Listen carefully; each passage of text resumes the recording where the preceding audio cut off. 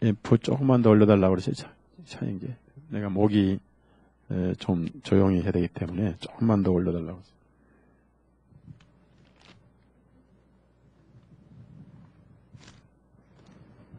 요한복음 19장 1절에서 7절까지.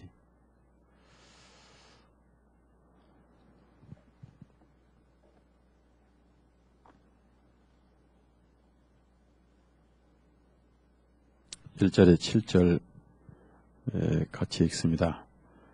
그러므로 빌라도가 예수님을 데려다가 채찍질하니라. 군병들이 가시나무로 한 관을 엮어 주님의 머리 위에 씌우고 다주색 겉옷을 입히며 말하기를 만세 유대인의 왕이여 하며 그들의 손으로 주님을 치니라. 그러므로 빌라도가 다시 나가서 그들에게 말하기를 보라, 내가 이 사람을 너에게로 데려오겠으니 이것은 내가 그에게서 아무 잘못도 찾지 못한 것을 너희가 알게 되리라 하니라. 그때 예수님께서 가시나무들로 엮은 왕관을 쓰시고 다주색 겉옷을 입고 나오시니 빌라도가 그들을 말하기를 이 사람을 보라 하니라. 그러므로 수제장들과 관원들이 주님을 보고 소리질러 말하기를 그를 나무에 달아 못 박으소서, 그를 나무에 달아 못 박으소서 하니 빌라도가 그들에게 말하기를 너희가 그를 데려가서 그를 나무에 달아 못 박으라. 이는 나는 그에게서 아무런 잘못도 찾지 못하였기 때문이라 하니 유대인들이 그에게 대답하되 우리에게는 율법이 있는데 우리 율법에 따르면 그는 마땅히 죽어야 하나이다. 이는 그가 자신을 하나님의 아들이라 했기 때문이다 아니라.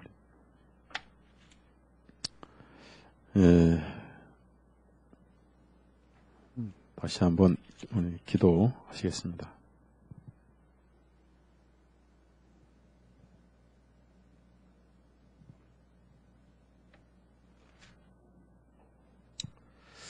주님 감사합니다. 계속해서 모이게 해주시고 어둡고 캄캄한 이 세상에 살면서 이집트 땅에 있던 이스라엘 민족들이 고센 땅에 빛을 받아 사는 것처럼 말씀의 빛을 받으며 어둠을 뚫고 저 밝은 곳으로 인도해 주신 은혜 감사드립니다. 오늘 또 우리의 관심은 어디에 있는지, 우리의 마음은 예수님께 가 있어야 되고 우리의 마음은 하늘나라에 거주해야 된 줄로 압니다. 오늘 또 마음은 하늘에 있고 주 예수님과 동행하며 주 예수님을 보배 삼는 우리 그리스도인들이 한자리에 모여서 주님을 영혼의 식탁에 양식 삼고 함께 나누고자 하오니 우리의 모든 심령들이 예수님으로 배부르게 해주시고 예수님으로만 만족하는 심령들 되게 해 주옵소서. 무엇을 먹을까 무엇을 마실까가 중요한 게 아니라 예수 그리스도를 찾고 구하고 두드리는 삶이 매일 매시 매초에 우리의 삶이 되게 해 주옵소서. 우리의 마음속에 기도가 있고 소원이 있사옵니다. 무엇이든지 주님의 이름으로 구하면 이루어 주리라 하셨고 또 너에게 무엇이든지 있어야 할 것을 하늘에 계신 아버지께서 아신다 했사오니 말씀을 지키시고 약속을 지키셔서 우리 형제자매님들의 소원과 간구가 성령 안에서 드려질 때 또 주님의 뜻 안에서 이루어질 때 응답하시고 사랑하시고 살아계심을 입증하여 주옵소서. 오늘 또 우리는 우둔하고 육신에 속하여 기록된 말씀을 깨닫기 어렵지만은 우리 마음의 육신의 휘장을 갈라주시고 성령님께서 깨닫는 지혜와 또 감동과 은혜와 주님의 사랑으로 가득 채워주시고 우리의 생각과 사상과 언어가 예수 그리스도로만 채워지게 하옵소서. 영광과 찬송을 돌려오며 우리를 죄로부터 구원해 주시고 의인으로 인쳐주신 우리 구주 예수님의 이름으로 기도드렸사옵나이다. 아멘.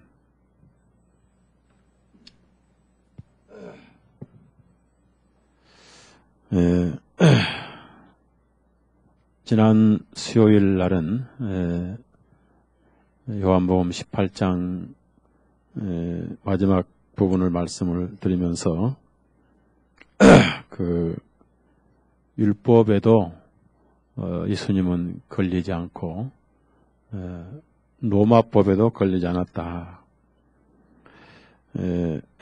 이렇게 소리를 지르고 난리를 치는데 조금이라도 예수님이 로마법을 통해서 걸렸다면은 빌라도는 기꺼이 심판에 내주었을 것이고 또 손을 씻을 만큼 양심이 걸리지 않았을 것입니다.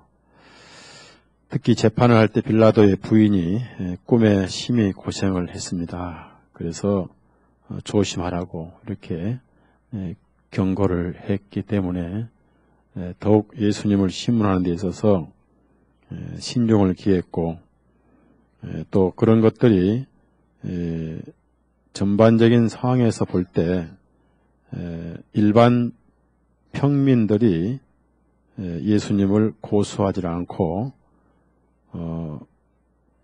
좀 외고집, 그러니까 좀 텔레반 같은 그 외고집 유대교인들 지도자들이 예수님을 고소를 했기 때문에 예수님이 일반 환자들 그리고 가난한 자들 또 일반 백성들에게는 굉장히 인기가 있었고요. 수만 명씩 따라다녔기 때문에 그것이 시기와 질투로 예수님을 고소한 것을 빌라도가 알았기 때문에 어떤 방법을 통해서도 놓아주려고 개인적으로는 애를 썼습니다. 그래서 이제 너무나 대조적인 최고의 의인과 최악의 죄인을 대비해서 바라바를 설마 바라바를 달라고는 하지 않겠지 싶어서 바라바를 놓아주는 그 예를 얘기했는데 그들이 바라바를 놓아달라 했을 때 빌라도가 충격을 받았을 것이고 그래서 이제 우리가 알아야 할 것은 율법이 예수님을 고소했는데 사용 방법만 사용 도구만 이방인을 택했을 뿐이고 이미 유대인들 마음에서는 예수님을 사형을 시켰다.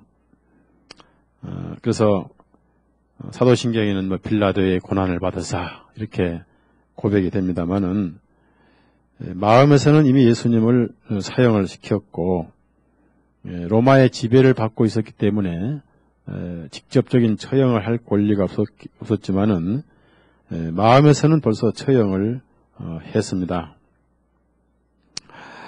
그리고 또한 우리가 알아야 할 것은 이제 그 율법에 의한 고소는 예수님이 죄가 있어서 고소를 당했다면은 우리의 대속이 될 수가 없어요.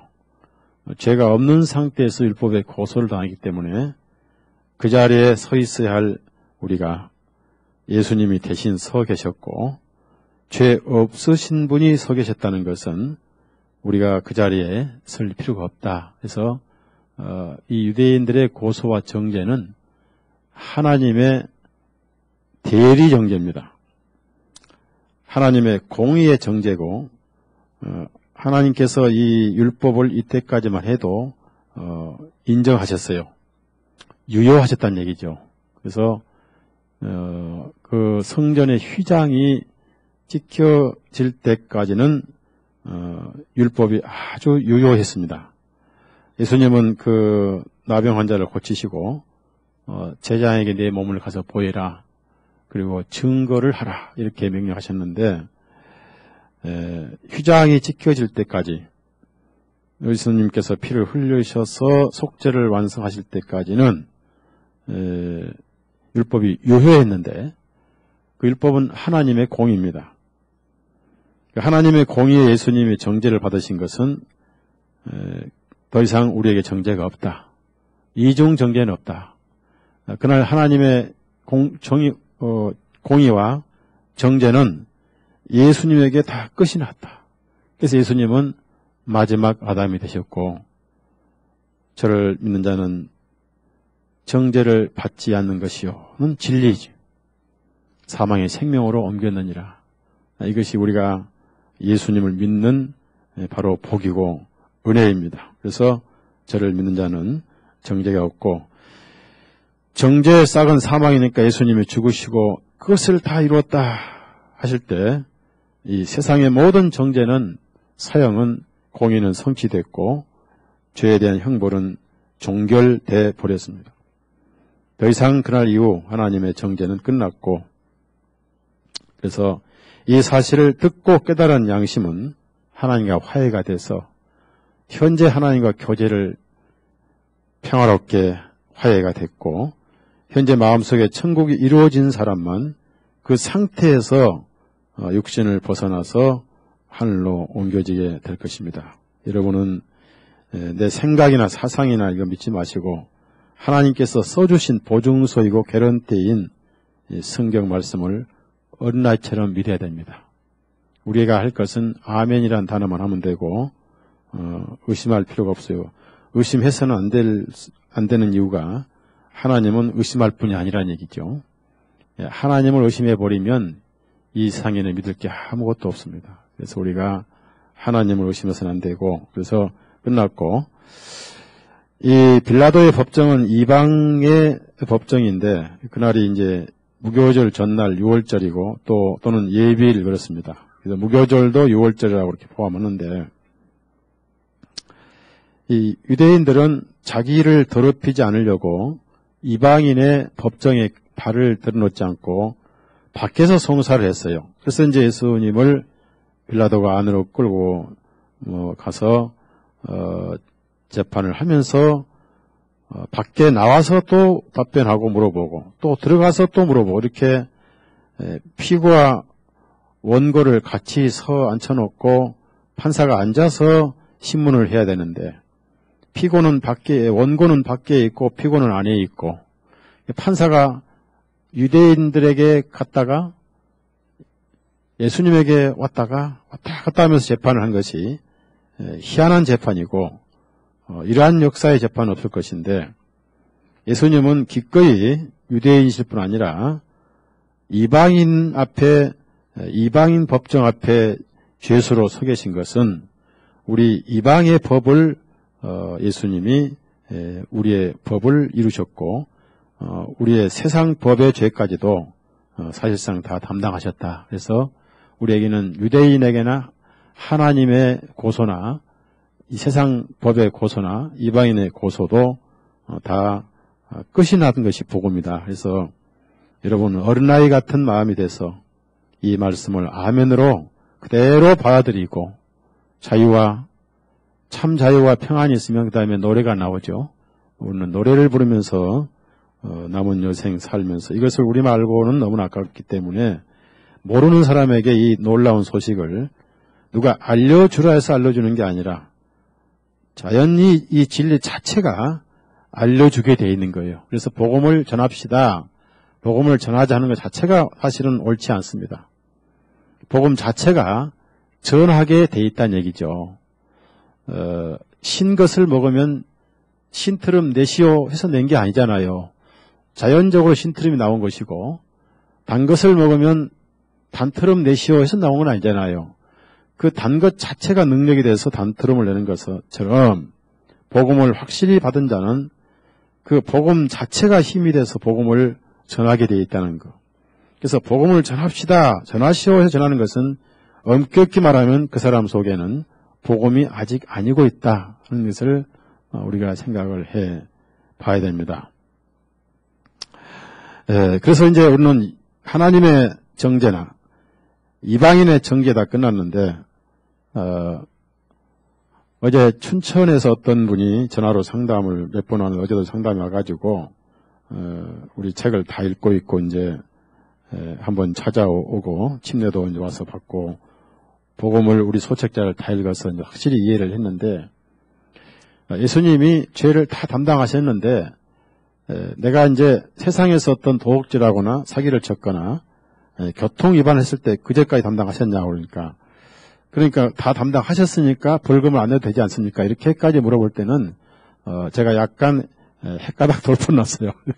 그래서 그건 아니고 그것도 죄지만은 영원한 심판은 끝났지만은 벌금은 내시오. 그래서 이제 그 세상의 죄에 대한 법은 우리가 몸으로 처벌을 받아야 되고 하나님의 영원한 심판과는 상관이 없고 그래서 양심의 정죄는 끝났고 우리가 이렇게 세상에 살 때 법을 지키고 살아야 된다. 양심에 걸리지 않게 살아야 된다. 이렇게 제가 얘기를 해줬는데 아마 한국에 한번 올 거예요. 서울에. 그리고 어떤 한 젊은 청년이 어제 제가 글을 좀 쓰고 있는데 그동안 성경을 만드느라고 글을 못 썼습니다. 이제 글을 좀 쭉 쓰고 내 속에 있는 얘기를 좀 쓰고 싶어요. 그래서 글을 좀 쓰고 있는데 어떤 청년이 찾아왔어요. 비를 맞고 배낭을 메고 피로에 지친 그런 모습을 찾아와서 때가 2시인데 나도 3시에 점심 먹었습니다만은 식사도 안 한 것 같고 해서 제가 먹으려고 주문한 밥을 일단 먼저 먹였어요.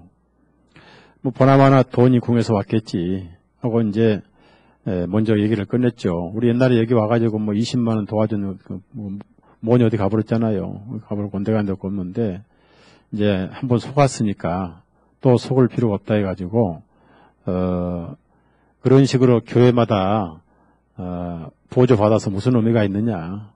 일시적 보조 받아야 아무 의미가 없으니까 직장을 구해라. 그리고 정상적으로 신앙생활을 해야 될 거다. 그래서 구원을 받으면은 형제와 자매가 있고 또 생활도 같이 할 수 있도록 마음이 가니까 그렇게 교회마다 다니면서 일시적 보조 받아봐야 무슨 의미가 있냐면서 이제 쭉 얘기를 들어보니까 나이는 36인데 결혼도 안 했고 고향이 홍천인데 돈은 쪽쪽 술과 여자로 다 써버렸는데 돈 벌면 술과 여자로 다 써서 가진 게 아무것도 없고 마지막 사골세를 못 내서 오늘 쫓겨나가지고 시골 가는 중인데 가다가 교회당 간판이 보여서 찾아왔는데 너무 마음이 아프고 괴롭고 슬퍼서 내 마음을 좀 어떻게 달래주시고 해결 좀 해주십시오.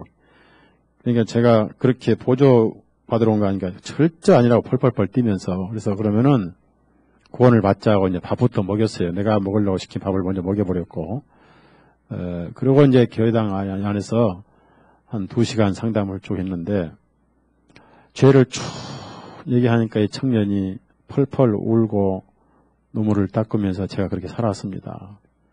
그리고 이제 지옥을 쭉 얘기하면서 심판이 기다리고 어찌할 것이냐고 죄를 용서받을 수 없으니까 없다고 제가 그랬어요. 없다고 그러니까 얼굴이 막 시퍼러지면서 눈물을 쭉쭉 흘리면서 벌벌 떠는데 용서는 없다. 그 대신 구원 받고 싶으면 구원을 꼭 받고 싶대요. 그래 이제 한참 있다가 이제 복음을 쭉 얘기를 해서 예수님 피 얘기하고 했더니 굉장히 얼굴이 밝아지면서 이제 마지막 그 확신까지 얻어가지고 이제 구원을 받았으니 침례를 받아야 되고 시골을 가지 말고 이 근방에 직장 얻어야 된다 했더니 갈 곳이 없대요. 그러면은 고시원을 가라 했더니 당장 돈이 호주머니에 1,000원짜리밖에 없대요.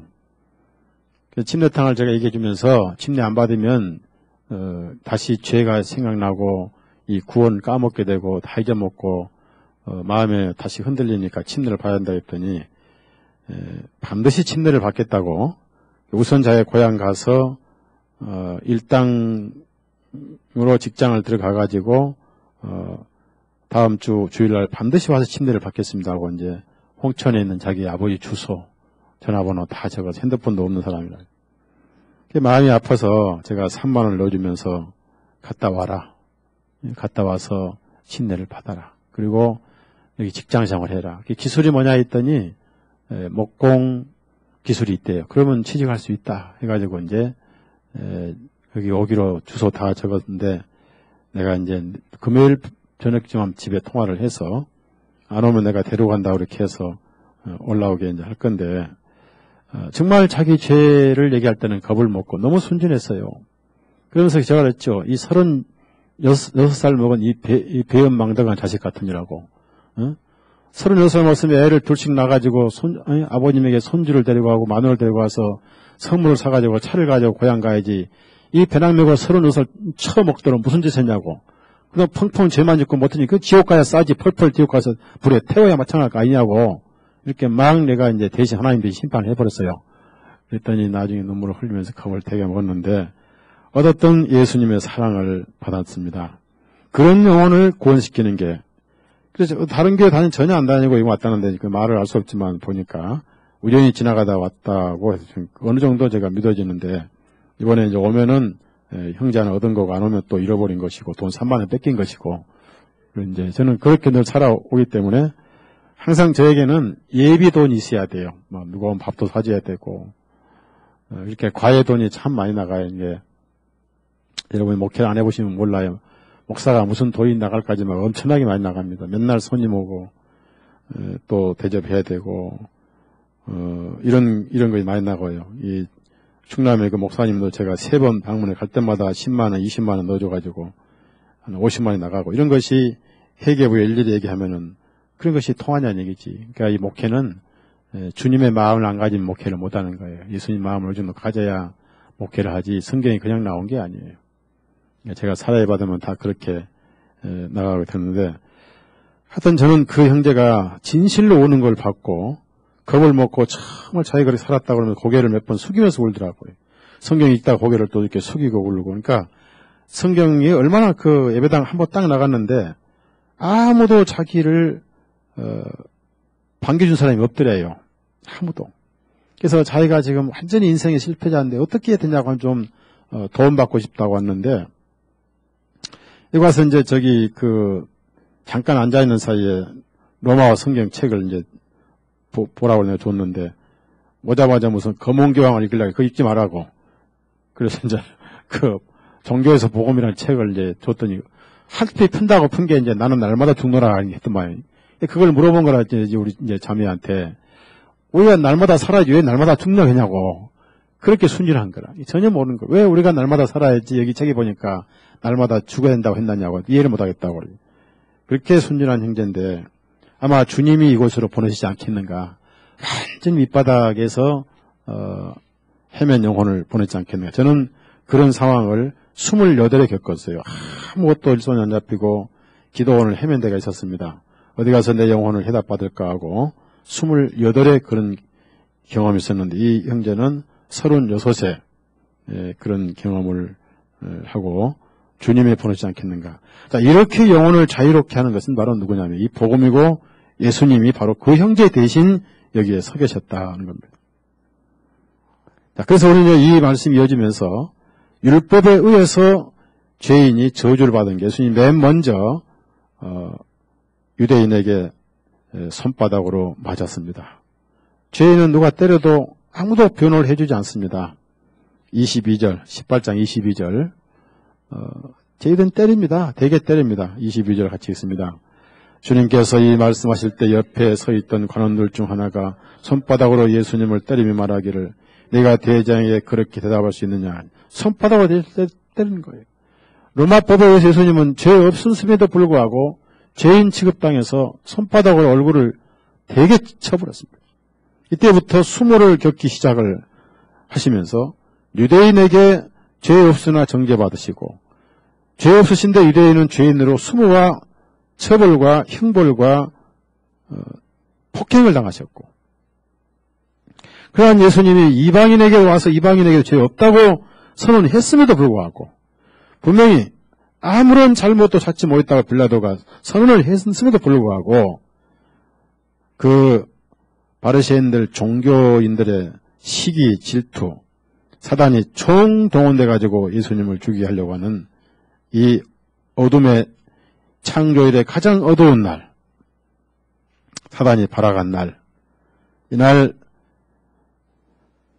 예수님은 유대인에게서 이방인에게 넘어가 가지고 드디어 무죄하시지만 죄인으로 서 계시며 뒤에 손가락이 파질 정도로 밧줄에 묶여서 뒤 손에 피가 흐른 가운데, 유대인의 왕이라고 자꾸 이제 강조를 하다 보니까 왕은 왕관을 써야 되잖아요. 그래서 2절에 보면은 군병들이 가시나무로 한 왕관을 엮었습니다.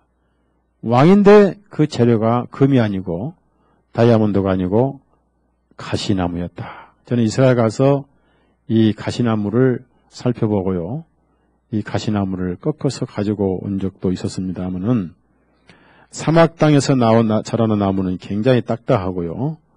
또 가시가 손가락 정도로 커요. 이것을 엮어서 왕관을 만들어서 왕이니까 써야 된다 해가지고 예수님 머리에다가 눌러 씌울 때 머리 사방에서 붉은 피가 흐르고 뒤에 손가락에서 피가 흐르고 이렇게 해서 손은 뒤로 묶여서 머리에 가시관을 쓰신 죄수 아닌 죄수. 그 다음에 그분에게 왕이라고 그래서 왕에 맞게끔 왕은 자주색을 입잖아요. 자주색 권위. 이 자주색은 하늘과 땅에 섞인 색깔이 섞인 색인데 홍색과 청색이 섞이면 자주색이 됩니다. 하늘에 속해 있지만 흙이 되시고 피가 흘려서 사망이 되시고 나서 왕중 왕이신 예수님을 보셨습니다. 이 자주색은 또한 죄와 환락의 색이기도 합니다. 이것을 주님이 다 입으셨고 겉옷은 신분을 말하는 것인데 사실상 왕이 아니라 죄수의 옷을 입고 우리의 신분 대신 하나님의 죄인으로 이렇게 서 계신데 이 가시나무로 왕관을 만들어 머리를 씌웠을 때 머리에서 붉은 피가 사방에 흐르기 시작했는데 우리는 모든 죄를 마음에서 태동하고 머리로 꾀를 써서 죄를 짓습니다. 머리로 잔머리를 굴려서 죄를 짓습니다.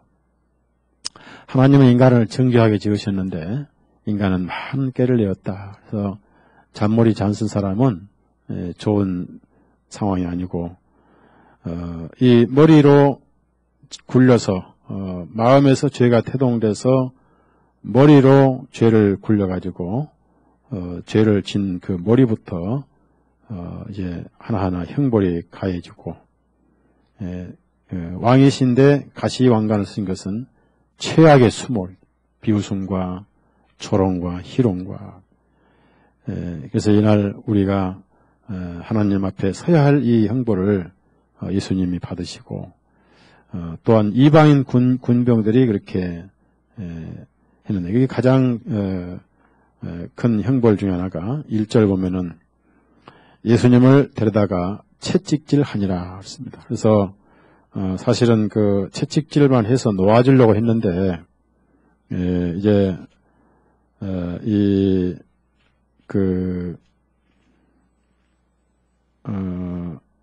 예수님께서 예언하신 대로 그 예언은 대충 넘어가면 되질 않습니다. 정확하게 이루어져야 되고요.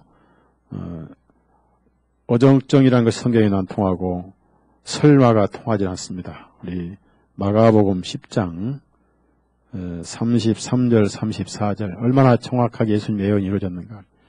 예수님께서 왜 이 말씀을 미리 하시냐면은 그런 당하는 것이 우연이 아니다. 내가 예언한 대로다 라고 믿게 하려고 이런 말씀하지 않으시고 고난당하셨더라면은 문제가 심각하죠. 마가복음 10장 33절 34절 다 같이 읽습니다. 말씀하시기를 보라 우리가 예루살렘으로 올라가면 인자가 수제장들과 서기관들에게 넘겨지리니 그들이 그에게 사형을 선고하고 그를 이방인들에게 넘겨줄 것이며 그들이 그를 희롱하여 그를 채찍질하며 그의 침을 뱉고 그를 죽일 것이요 셋째 날에 인자가 다시 여기서 자 예루살렘을 올라가면 우선 누구에 잡혀야 됩니까? 수제장들과 서기관들에게 넘겨지리니 맨 처음에 그랬잖아요. 맨 처음 예수님이 겟세마네 동산에서 체포돼 가셔가지고 먼저 제사장들과 그 서기관들 바리새인들에게 넘겨주셔가지고 가야바의 법정에 재판에 끌려갔다가 그 다음에 그들이 사형을 하고 나서 이방인들이 넘겨줄 것이라고 그 다음에 사형 선고를 하면서 그 대제장이 사형이 합당하다고 선을 하고 나서 예수님을 빌라도에게 넘겼잖아요. 그러니까 빌라도에게 넘기기 전에 예수님 먼저 사형을 그들이 언도를 했어요. 사형에 합당하다 이렇게 언도를 먼저 했단 말입니다. 이 사람들이 그래서 우리 더 이상 무슨 말이 필요 있냐 우리 마태복음 27장 그래서 정확하게 그들이 사형을 언도한다고 그랬습니다. 그러니까 사형 언도를 빌라도가 한 게 아니란 얘기죠. 빌라도는 집행을 한 것이지 사형 언도는 대제사장이다. 그럼 율법의 언도를 받았다. 왜? 율법 아래 오셨으니까. 그래서 율법 아래에 있는 자들을 속량하셨다는 얘기죠. 율법 아래. 그러니까 우리에게는 이방의 율법이 있잖아요. 양심의 율법에서도 속량하신 거예요. 율법은 양심의 율법이든지 성문의 율법이든지 같은 거. 법은 법이고 법은 죄를 만들잖아요. 자, 우리 마태복음 27장 66절에서 68절까지 읽습니다. 너희는 어떻게 생각하느냐 하니 그들이 대답하여 말하기를 그는 사형의 26장이네. 27장 26장 고생하셨어요. 이렇게 제가 잘못된 길로 가끔 인도할 수가 있습니다. 그래서 잘못된 교회가 만든다 그 말이에요. 자, 이건 교훈이죠. 26장 66절에서 68절까지 있습니다. 너희는 어떻게 생각하느냐 하니 그들이 대답하여 말하기 그는 사형에 해당하나이다 하더라. 그때 그들이 주님의 얼굴에 침을 뱉고 그분을 주먹으로 치고 또 다니는 손바닥으로 치며 말하기 너 그리스도야 우리에게 예언하라. 너를 친 자가 누구냐? 보십시오. 여기 분명히 그들이 사형에 해당하다 했잖아요. 빌라도가 아니잖아요. 율법의 대제사장들이 먼저 사형을 했고요. 그 다음에 춤 뱉었잖아요. 죄인의 얼굴에 춤을 뱉어도 누가 아무도 그건 뭐 잘했다고 그러지. 그다음에 주먹으로 치고 손바닥으로 때리고 희롱하고 조롱하고. 그래서 그 성경 예언이 이루어져 이렇게 주님이 예언하신 대로 이렇게 되어야 된다. 여러분 왜 그 채찍을 치느냐 하면은 노예를 때리는 특징이 채찍질입니다. 채찍질. 그래서 왜 채찍질을 때리냐면은 나무에 달아서 오랫동안 말려 죽이는데 미리 채찍을 많이 때려서 피를 흘리고 중간쯤 죽여서 나무에 달면 빨리 죽어서 사형수가 고통을 좀 덜 받게 하려고 채찍을 미리 때려서 기를 먼저 죽여요. 혹시 도망가거나 대항하지 못하도록. 이 채찍이 얼마나 무서우냐면은 채찍이 여러 밧줄로 되어 있고요. 밧줄 끝에는 유리 조각, 새꼬챙이, 뼈다귀 조각들이 매여 있습니다. 그걸로 한 번씩 휘어치면은 회초리 같은 게 아니라 몸에 희 감겼다가 잡아챌 때 살점이 툭툭 떨어지게 되어 있습니다. 그래서 요즘 나오는 그림처럼 이렇게 그렇게 깨끗한 시신이 아니고 온 적어도 상체는 허리 위로는 얼굴까지 온 몸에 살점이 찢어졌어요. 살점이 찢어지고 떨어져 나가고 그래서 찢겨진 내 몸이다. 빵이 찢겨지면 여기저기 너플너플 찢어진 것처럼 찢겨지시고 그 다음에 휘장을 하나님이 찢으셨을 때 커튼을 가위로 자르는 거하고 손으로 찢으면 찢긴 자국에 실너울이 너울너울 바람에 날린 것처럼 예수님의 몸은 이때 채찍 끝터리에 수십 가닥의 채찍 끝터리에 새꼬챙이에 의해서 얼굴에서 무릎 발까지 온 몸이 찢기고 살점이 벌어지고 떨어져서 온 몸이 시뻘겋게 피가 흘리고 피투성이가 되면서 보통 유대인들은 율법에 의하면은 40대만 때리게 돼 있어요. 신명기에. 하나님께서 매를 너무 많이 때리면 기절하고 죽을 수 있으니까 40대만 때리게 돼 있는데 바울 사도는 그 40대에서 하나 감한 매를 5번 맞았는데 바울 사도는 5번 맞았어도 채찍으로 맞지는 않았어요. 이 죽장으로 때려요. 그래서 채찍으로는 때리지 않습니다. 유대인들은. 그런데 노예들은 채찍으로 때려요. 로마 시대 노예가 참 많았습니다. 그리고 아프리카에서 흑인들을 노예로 이렇게 잡아다가 미국에다 팔고 지금도 노예 장사들이 있다고 그래요. 한국에도 청년들, 젊은 여자들 유괴해가지고 무인도 섬에 또 다도의 섬에다 팔아먹어서 간신히 탈출하는 지금도 끌려가서 강제 노동한 사람이 많고요. 중국에서도 기와 벽돌 공장에서 그냥 우연히 잡혀가가지고 사슬을 메고 이렇게 벽돌 만들어 가다가 지난번에 정부 가서 찾아낸 그런 신문을 본 적이 있습니다.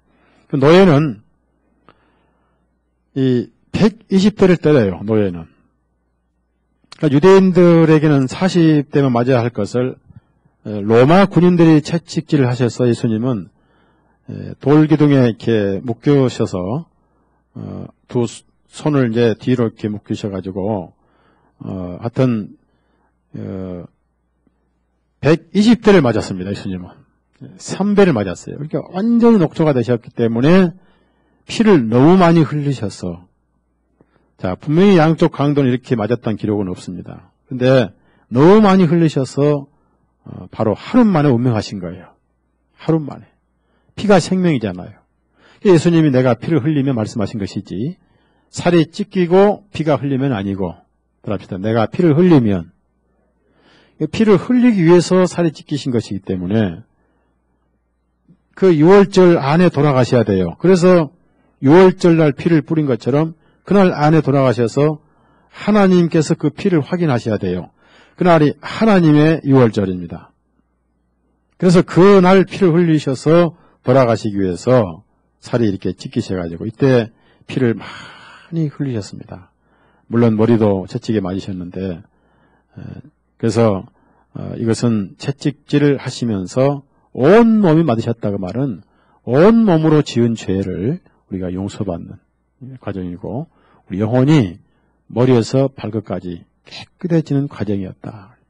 그래서 우리 죄가 여기서 하나하나 형벌이 끝나가는 누가 이렇게 대신 채찍질 하실 분이 있겠는가? 이 세상에는 아무도 없고 그러한 아가페 사랑을 가지신 분은 하나님밖에 없다. 그래서 하나님의 사랑을 모르는 것은 인간이 아니다. 그건 짐승이다. 하나님의 사랑을 모르고 세상에 사는 것은 껍데기는 사람인데 속은 짐승보다 더 못한다. 차라리 짐승으로 태어난 것이 낫지 않느냐. 그래서 하나님을 모르는 자는 어리석은 자는 나쁘다. 시편 14편이라든지 그런 말씀이 있고요.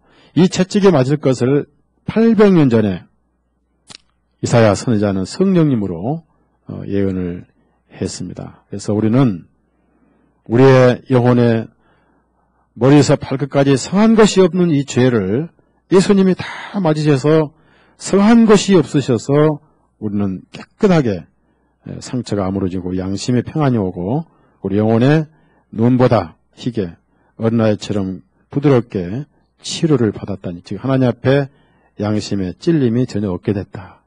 그래서 우리는 이 복음 안에서 쉬어야 되고 동시에 예수 그리스도를 노래하고 사랑해야 되고 예수님을 사랑하고 살아야 돼요.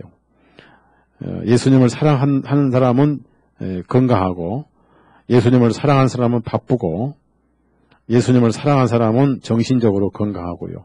영적으로 좋은 거예요. 예수님을 사랑하지 않으면 우울증이 걸려요. 예수님 사랑하지 않으면 게으르고요. 이사야 53장을 찾아봅시다. 5절. 이사야 53장 5절.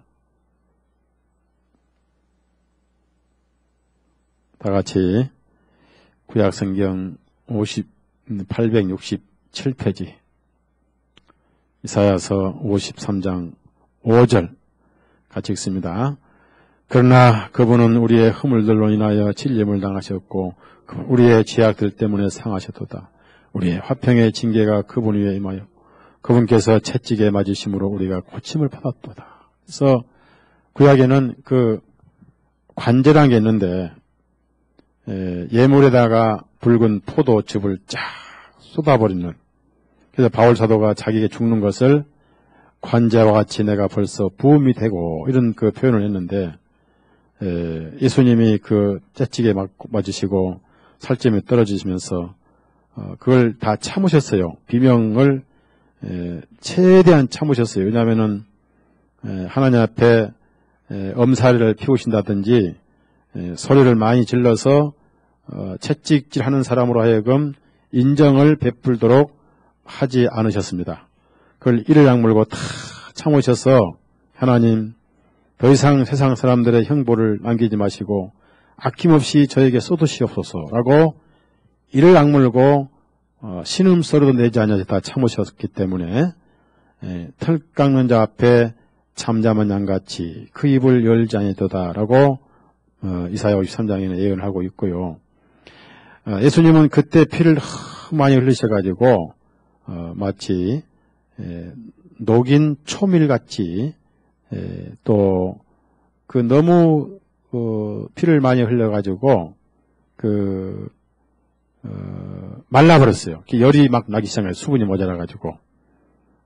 그래서 내가 목마르다 하는 그 목마르다 하실 것 이사야 시편 69편의 말씀까지 예수님은 이루셔서 성경에 예수님 고난에 대한 구절을 하나도 빼뜨리지 아니하시고 다 이루셨습니다. 참 놀라운 얘기입니다. 시편 22편 보십시다. 시편 22편. 이렇게 해서 이 세상의 모든 죄의 형벌과 하나님의 지극한 사랑이 여기서 이루어진 거예요. 지극한 사랑이. 시편 22편 14절, 15절, 14절, 15절 나같이 읽습니다. 나는 물같이 쏟아졌으며 나의 모든 뼈들은 어그러졌고 나의 심장은 밀초 같아서 내 내장 중심에서 녹았나이다. 나의 기력이 질그릇 조각같이 말라버렸고 내 혀는 이틀에 붙었나이다.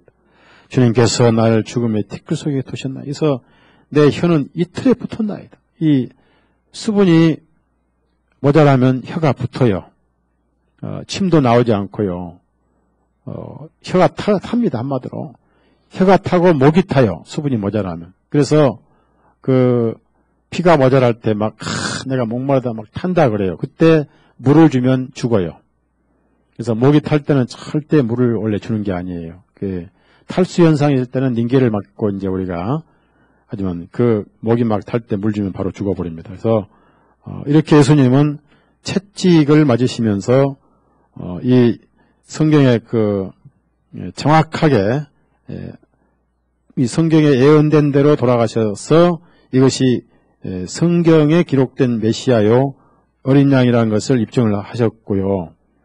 나중에 성령님으로 깨닫게 된 베드로가 왜 맞으셨느냐면 그분이 채찍에 맞으심으로 우리 양심이 평안을 얻었다 이렇게 표현합니다.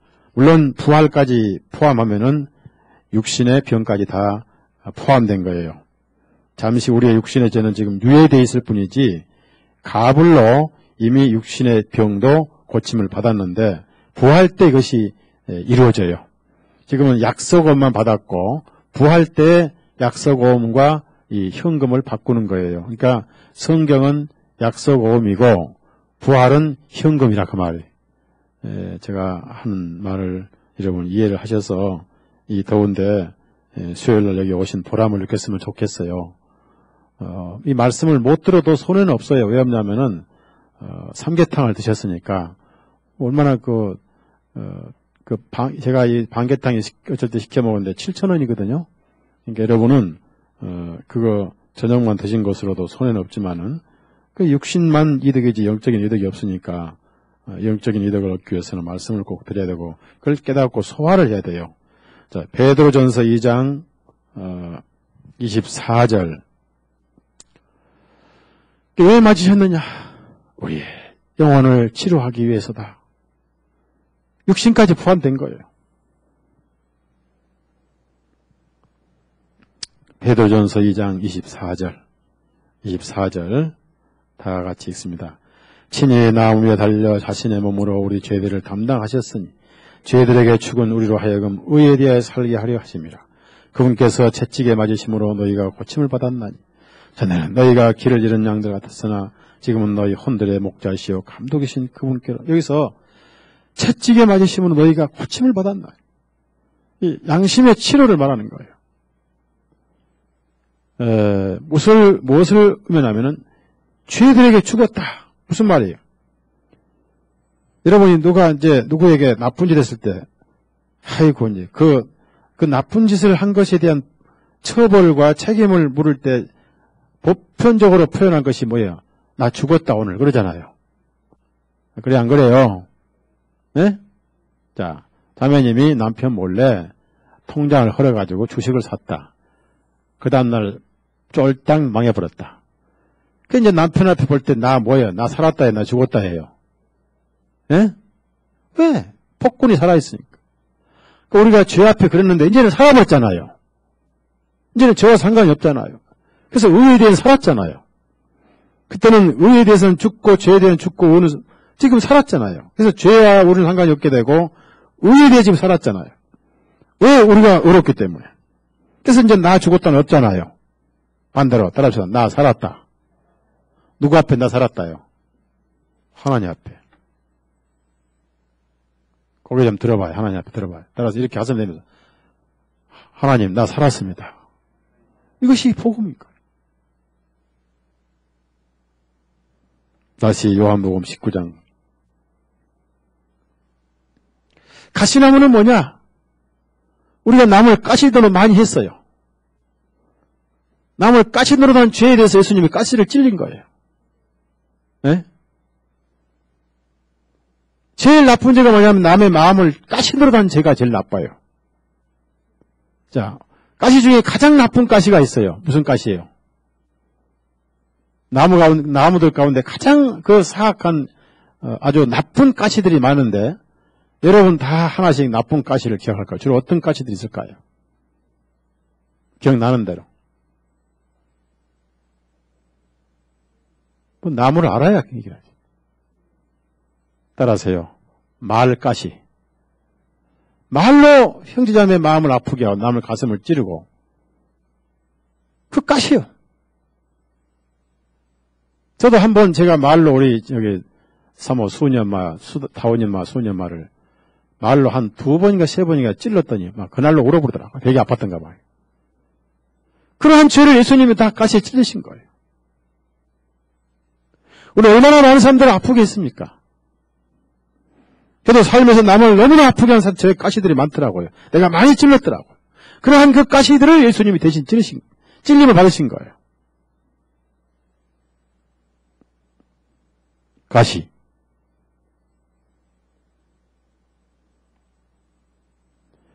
수많은 가시들.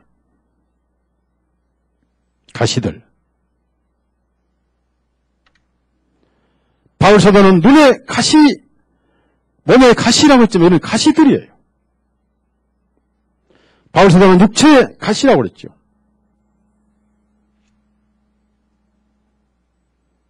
그래서 우리는 이제 우리 입에 나가는 말은 치료제가 나가야 돼요.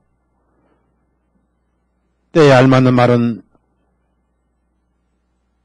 은그림의 금사관이라.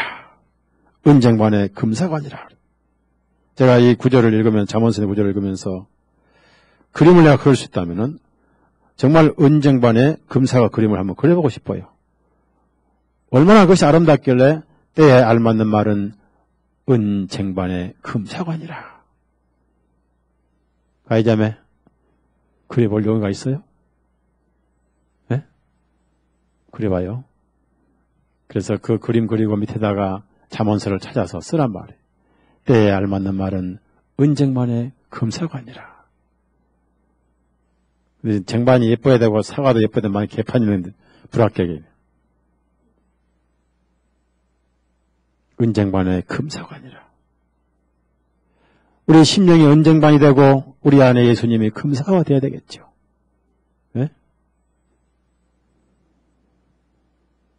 가시나무로 왕관을 써서 우리는 얼마나 살면서 남을 가시로 쑤셨는가. 특히 말가시가 가장 나쁜 가시예요. 말 한 번에서 가시의 아픔을 만들고 말이에요. 그 다음에 눈으로 탁 째려보는 가시, 눈가시. 따라서 눈가시. 눈은 마음의 창인데 예쁘게 바라봐야지. 착 독서를 품고 독사의 눈처럼 쳐다보고 하고 눈에서 파란 불이 나오고 까만 불이 나오고 왔다 갔다. 그 무슨 영화 마냥 까만 불이 파란 불이 나와가지고 이런 것은 전부 죄 아니겠어요. 자식이 부모 속을 속이는 거 가시를 찌르는 것이고 부모가 자식을 속 속이는 거 가시를 찌르는 겁니다. 부모 노릇도 못하는 자식을 속만 속이는 부모들이 있어요. 그 가시를 찌르는 거예요. 그리고 대접 받으려고 그러고, 자식들에게 상처를 주고, 사랑은 못 주고서도 부모 대접 받으려는 그 가시입니다. 이런 가시 죄를 예수님이 다 받으신 거예요. 우리가 그걸 알고 구원을 받았느냐 이겁니다. 그래서 우리는 하나님 앞에 할 말이 없고 찬송과 감사밖에 없어야 돼요. 죽었다 산 자가 무슨 이유로 하나님 앞에 이유를 달고 따지고 불평을 하고 있습니까? 그리스도인의 삶은 감사와 겸손과 낮은 곳에서, 그래서 그 가시나무들로 엮은 왕관을 쓰시고 자유색 겉옷을 입고 왕은 왕이신데 죄인들의 왕이셨다. 따라합시다. 죄인들의 왕. 죄인들을 대표하신 왕이었다는 얘기죠. 왕은 왕이신데. 그래서 우리의 왕께서 우리 죄인으로 대표하셔가지고 처벌을 받으셨고 수모와 심판을 다 받으셨을 때 이 빌라도가 아무 죄도 없다는 것을 알면서도 그리고 거기서 또 주님을 쳤습니다. 아까 율법 아래 유대인들에게 손바닥을 맞으신 예수님이 또 여기서 로마 군인들에게 손바닥으로 맞으셨고 그러면서도 계속 잘못도 없다는 것을 계속 선언합니다. 자, 때리고 수모하고 하면서도 잘못은 없다. 이건 무슨 말입니까? 따라합시다. 대신. 계속 대신이란 거예요. 대신. 잘못이 없는데 자꾸 때리고 심판하시고. 그러면서 마지막에 죽어야 되니까, 죄 싹은 사망이니까 수모가지면 안 되잖아요. 피 흘림이 없으면 죄사함이 없지, 수모가 없으면 죄사함이 없다가 아니고, 채찍이 없으면 없다가 아니고, 가시왕관이 없으면 없다가 아니고, 침뱉음이 없다가 아니고, 주먹으로 맞고 뺨으로 맞고 침뱉음이 없으면 아니라 피 흘림이 없으면 아니잖아요. 그래서 나무에 달아 죽이소서. 이것은 가장 큰 죄란 얘기입니다. 가장 저주스러운 처형이라고 합니다. 그래서 우리가 이제 이 말씀을 쭉 보면서 여러분이 아셔야 할 것은요, 그 양쪽에 그 강도들이 죽을 때 같이 양쪽의 강도들을 못을 박았는데 따로따로 십자가를 3개의 기둥을 세워서 한 게 아니고 살아있는 나무에다가 양쪽으로 한 나무의 양쪽으로 약간 비켜서 강도를 함께 못을 박았습니다. 그래서 킹제임스 성경을 보면은 분명히 따로따로 하면은 함께라는 말을 못 하는데 여기서 분명히 함께, 그래서 위드라고 함께라는 단어가 나와요. 마가복음 15장 32절. 그래서 킹제임 정확하는 거예요. 따로따로 달았으면 함께라는 말을 할 수 없는 거예요. 한 곳에 같이 달아서 함께라고 그래요. 함께. 마가복음 15장 32절. 그래서 한 나무에다가 강도들과 함께 했던 예수님이 강도 취급당하셨다는 얘기죠. 그래서 우리가 강도였다. 자, 그 양쪽 강도는 우리 모습이고 그 강도의 죄를 가운데 계신 예수님이 강도 취급당해서 대신 대속하셨다는 겁니다. 이것이 대속이시 대속. 자, 마가복음 15장 32절 시작. 이스라엘 왕 그리스도는 지금 십자가에서 내려오라. 그리하여 우리로 하여금 보고 믿게 하라니 주님과 함께 나무에 못 박힌 자들도 그분을 위해서 함께가 위드입니다. 위드. 그러니까 한 나무에 같이 묶였다 달렸다는 얘기. 함께. 함께라는 단어가 굉장히 중요해요. 함께. 한번 따라합시다. 함께. 그래서 저는 이런 단어가 나올 때는 꼭 헬라어를 찾아봐요.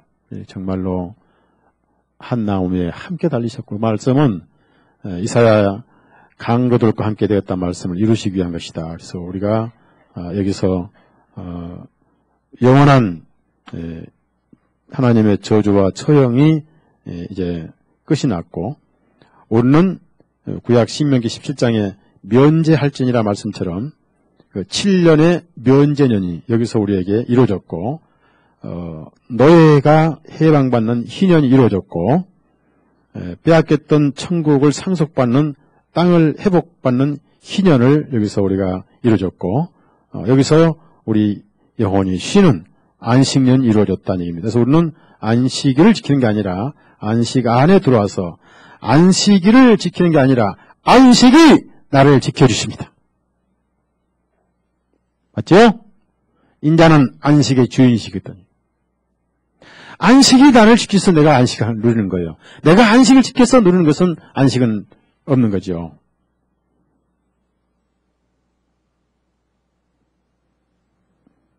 요한복음 19장. 그러면서도 계속 아무런 잘못도 없다. 자, 4절에도 아무런 잘못이 없다는 거예요. 그런데도 지금 죄수로서 생벌 받고 있고요. 6절에도 아무런 잘못이 없는 거예요. 자, 6절 다 같이 읽어요. 6절 시작. 그러므로 수제장들과 환원들이 주님을 보고 소리질러 말하여 그를 나무에 달아 못 박으소서. 그를 나무에 달아 못 박으소서. 아니 빌라도가 그들에게 말하기를 너희가 그를 달아가서 그를 나무에 달아 못 박으라. 이는 나는 그에게서 아무런 잘못도 하지 못하였기 때문이라. 그래서 그렇게 잔인하게 죽일 이유가 뭐냐 그 말이야. 나는 못 죽이겠다. 얘들이 그렇게 해라. 그랬는데 결정적으로 빌라도가 손을 들을 수밖에 없었던 것은 황제 카이사르 로마 황제를 가지고 들고 나오는 바람에 하마터면 자기가 총독 자리에서 뭐가 되겠다 싶어서 어쩔 수 없이 권력에 눈이 어두워져서 어려운 줄 알면서도 가장 잔인한 방법으로 처형하도록 집행을 언도했다는 것이 이 빌라도의 죄였습니다. 그래서 예수님은 넘겨준 자는 더 죄가 크니라 하셨는데 더 죄가 크지 않더라도 빌라도 죄는 여기서 죄 없는 줄 알면서 처형시킨 것이 빌라도의 죄였다. 그런 지옥에 있습니다. 지금 19장 12절 그는 현재 지옥에 있어요. 19장 11절 읽습니다. 이때부터 빌라도는 주님을 놓아주려고 애를 썼으나 유대인들이 소리질러 말하기를 만일 당신이 이 사람을 놓아주면 당신은 카이사르의 친구가 아니니다. 자신을 왕이라고 하는 자는 누구든지 카이사르를 대적하여 말하는 것이니다. 그래서 어쩔 수 없이 재판에 앉아가지고 그때 예수님을 못 박으로 내줬는데 빌라도가 더욱 예수님을 두려워했던 것은 결정적으로 유대인들이 고소를 하면서 우리는 율법이 있는데 우리의 율법에 따르면 그는 마땅히 죽어야 합니다. 왜냐하면 그가 자신을 하나님의 아들이라 했기 때문입니다. 하나님의 아들이시고 하나님인데도 그걸 몰라서 하나님의 아들이기 때문에 죽어야 한다는 거예요. 그러면은 하나님의 아들이라 했기 때문에 가장 최악의 사형 방법, 가장 나쁜 사형 방법으로 처형을 시켜야 한다면은 하나님의 아들이 아니라 자신을 하나님이라고 말하는 교황이야말로 나무에 타라 죽일 뿐 아니라 찢어서 독수리에게 먹혀야 할 죄가 아닌가. 그럴 필요가 없어요. 어차피 지옥 갈 것이니까. 교황 자기 하나님이라고 그랬잖아. 여기 데살로니고서에. 그래서 놓아주려고 애를 쓰고 어떻게든지 변호사가 없으니까 예수님께서 직접 변호의 말을 듣고 싶었는데 예수님은 답변을 하지 않으셨어요. 왜? 답변하시면은 어떻게 되는 거예요? 그걸 묵히실 필요가 없잖아요. 입을 다무시. 그것이 잠잠한 양같이 그 입을 열지 아니하시도다. 그래서 죄 없으시고 하나님의 아들이지만은 너는 어디서 왔느냐? 다른 데는 네가 하나님의 아들이냐 그러니까 네가 말하였도다 이렇게 말씀을 하셨잖아요. 그래서 우리가 또 네가 왕이냐 그러니까 네가 왕이라고 말한 내가 왕이라고 네가 말한 대로라 이렇게 그 사람의 말로 그 사람의 그 마음을 예수님 항상 입증을 시킬 수 있게 그래서 우리가 마음에 있는 말을 함부로 해서도 안 되고 마음에 어떤 마음을 가져도 안 되고요. 내 말로 정죄 안 받고 내 말로 의롭도 안 받을 것이다 이렇게 하셔서 참 중요한 것입니다. 그래서 이제 소리를 지르고 처형해서 결국은 그 바리새인들의 그 난리와 폭동과 그 소리들 때문에 어쩔 수 없이 마지막에 유대인들은 몰아붙여가지고 처음에는 카이사르 친구가 아니라고 몰아붙이더니 마지막에는 카이사르 외에는 우리에게 왕이 없나이다 하는 새빨간 거짓말까지 해가면서 한 번도 유대인들은 카이사르를 왕이라고 한 적이 없었는데 진정한 왕을 죽이기 위해서 적의 대장을 황제를 왕을 하고 속여서 고백하면서 참 왕을 죽인 것이 바로 그 당시에 유대인은 이것이 종교가 이렇게 무섭다는 겁니다. 지금 모든 세상의 전쟁은 종교전쟁이고 지금 그 탈레반도 종교고 또 거기 목사와 청년을 죽인 것도 종교 때문에 죽은 것이고 종교전쟁인 거예요. 종교 때문에 갔고 근데 갔으면 좋았는데 기왕에 갔으면 깨끗이 하나님께 맡기고 주님께 믿고 기도하고 죽으면 순교하고 불러주면 나오는 것인데 거기서 왜 전화 인터뷰할 때 교황을 찾아요? 교황이 우리를 석방해달라고. 말이 돼요. 네? 하기야 뭐 내가 안 잡힌 사람이니까 할 말도 없지만은 어떻든 그렇습니다. 그래서 이제 예수님은 예수님이 못 박히신 시간이 아침 9시경이고 재판받으신 시간이 새벽 3시경이 그래서 9시에서 오후 3시까지 6시간을 남에 달려게 됐어요. 6시간. 그래서 10시, 11시, 12시, 1시, 2시, 3시, 6시간. 6은 세상의 숫자고 인간의 숫자예요.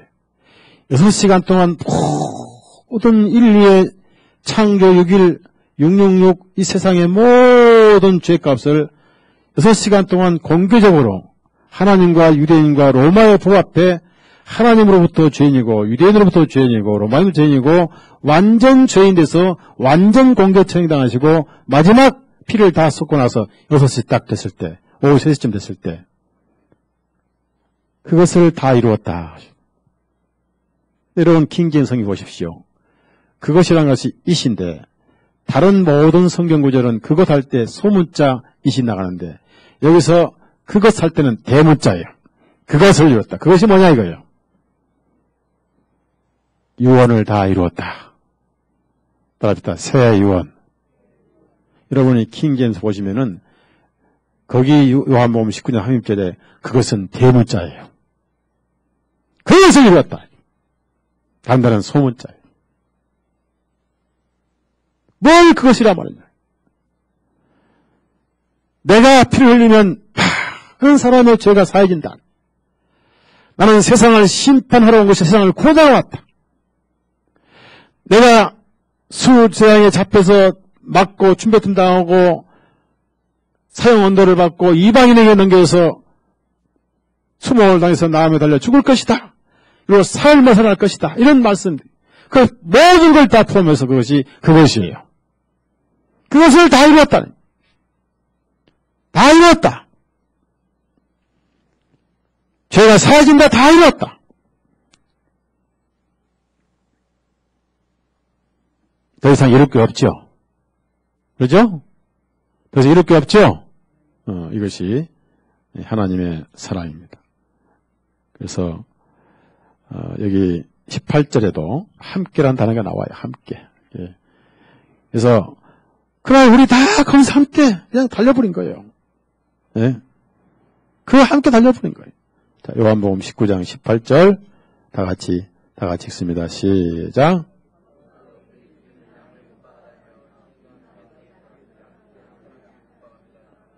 예, 거기도 영어로 with 함께 줄을 걷어 치세요. 함께. 그래서 끝났어요. 다 끝나버렸어요. 한 나무에 함께 달려버렸어요. 양쪽 강도는 신구약 대표예요. 아담부터 말라기까지. 한쪽 강도는 말라기부터 계시록까지. 예수님 오실 때까지. 그러면서 똑같이 주인을 죽었지만 한쪽 강도는 지옥 대표자고 한쪽 강도는 천국 대표자고. 가장 평생 동안 죄만 지었지만은 죄가 많을수록 그것이 은혜로 구원받는 것을 증명한 사람이 바로 우리의 선배인 바로 강도예요. 여러분 가서 이 사람 만날 겁니다. 이름 모르니까 나 그 사람 만나고 싶어 할 때 여러분이 강도 형제 보고 싶어요 나옵니다. 무슨 형제요? 강도 형제. 왜 이름 모르니까? 내가 오늘 나와 함께 낙원에 있으라. 이것이 복음이에요. 여러분이 감사하고 사시고 이 은혜를 열심히 전하시고 사셔야 돼요. 기도합시다.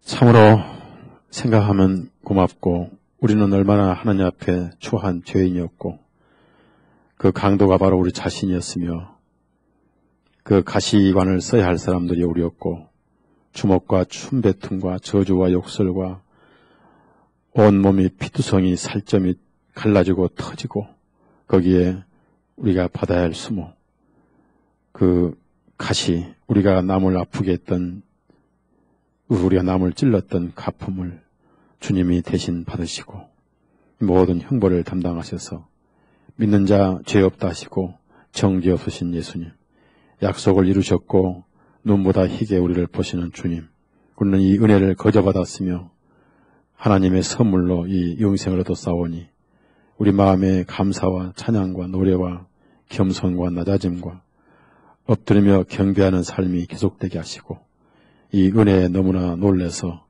이 소식을 사람들에게 알려주지 않고는 사는 보람이 없게 하시고 이 놀라운 소식이 자체가 능력이 돼서 입만 벌리면 예수님을 전하는 우리의 입들이 되게 해 주옵소서. 예수님의 이름으로 기도드렸사옵나이다. 아멘. 마치겠습니다.